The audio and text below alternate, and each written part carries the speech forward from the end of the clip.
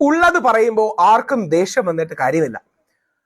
പ്രിയവും അപ്രിയവുമല്ല, സത്യമാണ് പ്രധാനം. അതുകൊണ്ട് ഞാൻ പറയുന്നത് കേൾക്ക് നിങ്ങൾക്ക് ദേഷ്യം വന്നേക്കാം.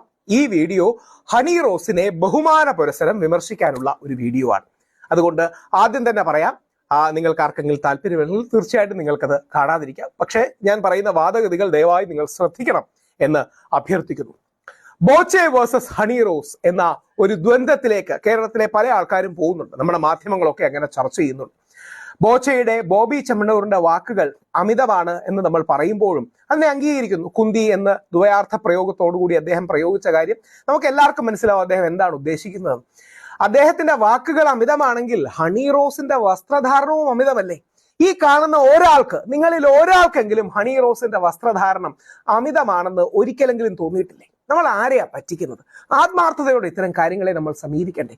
ഹണി റോസിന്റെ വസ്ത്രധാരണം, ശരീരത്തിലെ പല ഭാഗങ്ങളും കാണിക്കുന്ന പ്രവണത, ശരീരത്തിലെ ചില ഭാഗങ്ങൾ ഓവർ പ്രൊജക്ട് ചെയ്യാനുള്ള കാര്യം, അതിനെക്കുറിച്ചുള്ള ഫോട്ടോ എടുക്കുക, വീഡിയോ എടുക്കുക, അത് പ്രൊജക്ട് ചെയ്യുന്ന വീഡിയോകൾ ഷെയർ ചെയ്യുക തുടങ്ങിയ കാര്യങ്ങൾ ഹണി റോസ് ചെയ്യാറില്ലേ?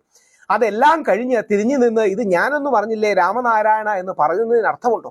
അതിനർത്ഥം ഹണി റോസിനെ ആർക്കും എന്തും പറയാമെന്നല്ല. തീർച്ചയായിട്ടും ഹണി റോസിനെയോ അല്ലെങ്കിൽ മുമ്പ് അമല പോളിനെയോ അല്ലെങ്കിൽ ദിവ്യപ്രഭയോ ഏത് അഭിനേത്രിമാരാണെങ്കിലും ഒരു കലാകാരികളാണ്, നമ്മൾ ബഹുമാനിക്കണം. ഹണി റോസ് തെലുങ്കിലടക്കം അല്ലെങ്കിൽ അമല പോൾ തമിഴിലും